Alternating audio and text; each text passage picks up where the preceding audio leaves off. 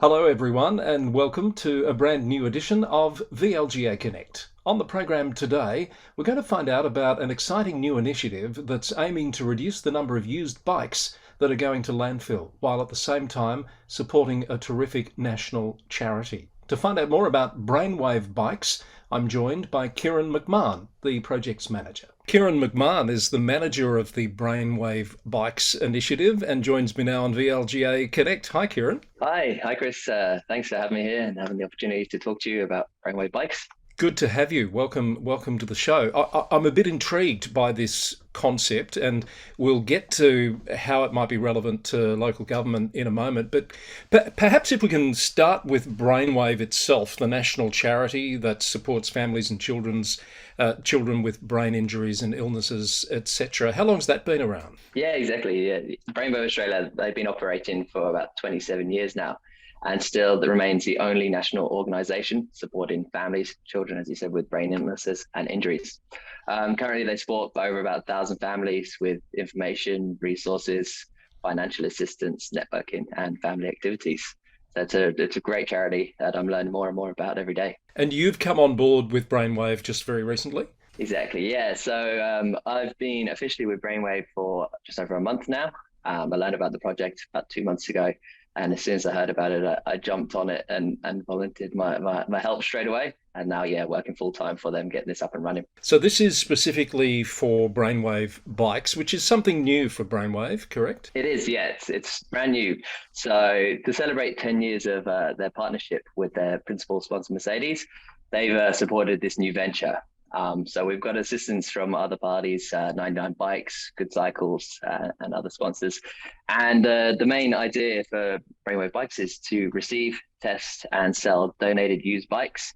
And this is going to be on a big box scheme, so something that hasn't quite been done before here. So has it been done somewhere else though, or is it new even in a global sense?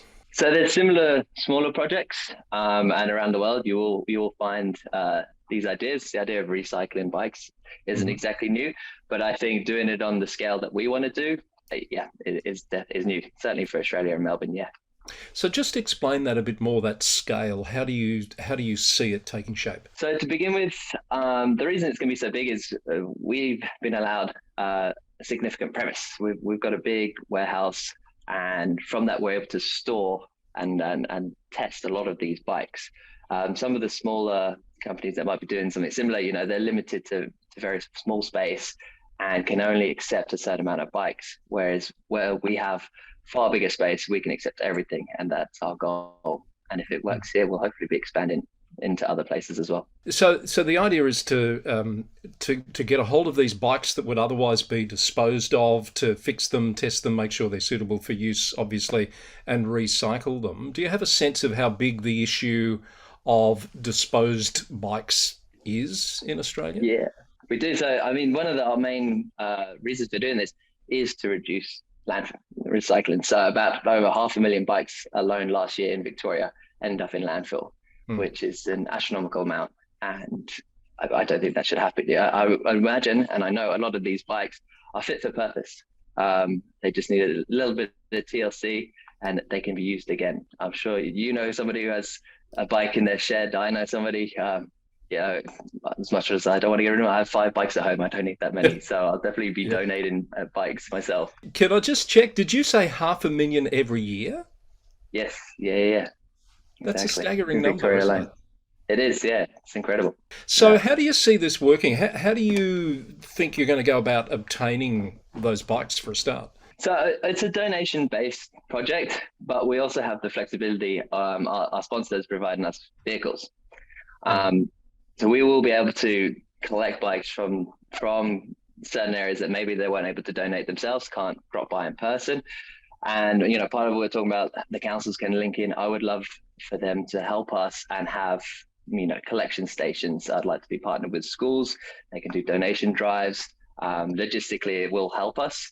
The more bikes we can collect, the better. But yeah, we do have that option. We have volunteers and we will come and pick up bikes as far and as wide as we can go. So you've touched on a couple of the points where you might intersect with councils, because many of them run hard waste collections, etc. Certainly, recycling stations, transfer stations, etc.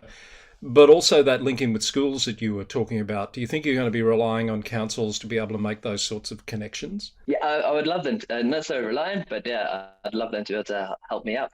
Mm. I'm already talking to a couple of councils, and they love this idea, and that's how the school partnership could certainly work, not just for the donation, but also for the receiving. Part of our model is to get everybody on a bike. Not everybody can afford a bicycle, so our scheme does allow a certain amount of donations that we would be providing to schools as well. So there's a partnership within schools, those who have the opportunity to donate the bikes and those who also would like to receive them. So we can work for the more councils that we're involved with, the more schools, the easier this operation becomes. So, Kieran, you say you're already talking to a couple of councils. Are they metro, regional, rural, or at this? Where's your starting point? Yeah, so where our warehouse is located, we are down by Moorabbin in the sort of DFO complex. So I've worked with the surrounding councils there. Grady Sitter Dandenong has been the first one really to reach out and be super interested. And I've got some upcoming meetings with Bayside and the others. So I thought I'd start with the local areas before expanding. So, look, obviously our audience is primarily local government, so you could potentially get some interest out of this from elsewhere in Melbourne, but even regional, rural areas. Are you prepared yet to be able to have those conversations? Of course, definitely. This benefits everybody, and that's our goal to reach out to everybody. The more bikes we prevent going to landfill, no matter where they are. Yeah.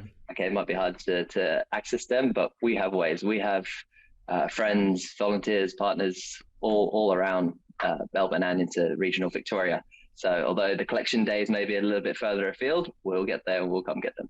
So clearly you're starting with Melbourne and Victoria. Is the intention to take this more broadly around the country, though? It would be, yes. So I think this would be our test model to make sure that everything works. And if it's successful here, there's no reason why we wouldn't do it elsewhere. It would be silly not to. This is a great project with great values behind it, and I'd love to showcase it around Australia. Perhaps just talk a bit, if you can. Obviously, like everyone these days, you're looking to potentially an additional source of income from this to support the work of Brainwave. But it's going to go further than that, isn't it, in terms of the work and support you can provide to the people that you support now? Yeah, so we are a non-for-profit. Everything we make through this will be put back into the business model, also as a source of income for Brainwave. We want, as I said, the opportunity to be able to donate bikes to those that need it. So a lot of the money will be used for that purpose. And yes, we'll also go towards the original charity of Brainwave. They do a fantastic job offering holistic care to families. I'm learning more and more about that, working with the team I'm with at the moment. And yeah, it's a fantastic opportunity for them, and we hope it works. So I was reading, Kieran, that there's potentially an opportunity for traineeships or work experience for people with neurological conditions through this initiative you're setting up. Is that one of your early aims, or is that something that might come later? That's it. That's our second biggest aim. You've touched on there. We want to provide work experience and employment for young people, especially those with disabilities. We understand the barriers for them are there's a lot there, and we can be the one that can help have transition employment for them. Having that sort of financial independence makes a real big difference for somebody, and we'd like to offer that. And so partner with Good Cycles, who'll be doing our testing. There's the opportunity there to have employment through the bike mechanics, but also with us working the shop. There's loads of aspects to this. So yeah, we want to be working in wherever field we can. I think it's a terrific idea. It sounds fabulous. Obviously, a lot of work going into setting it up. What's your target? When do you expect to see this up and fully operational? Yeah, it's a lot of work, but I'm working hard, and on a rough sort of scale at the moment, I'd say my soft opening would be in April with a full launch as soon as May.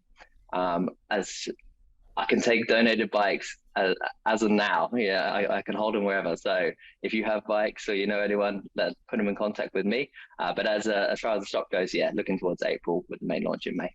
Fantastic. Well, good luck with it, Kieran. Really excited to hear about this initiative. I do hope local government gets behind it. I'm pretty sure it will, because it's going to tick quite a few boxes that councils are concerned about as well. How do people find out more about getting involved, or even just having a talk to you about next steps? Absolutely. Yeah, your best contact or to follow us would be on the Brainwave website, brainwave.org.au.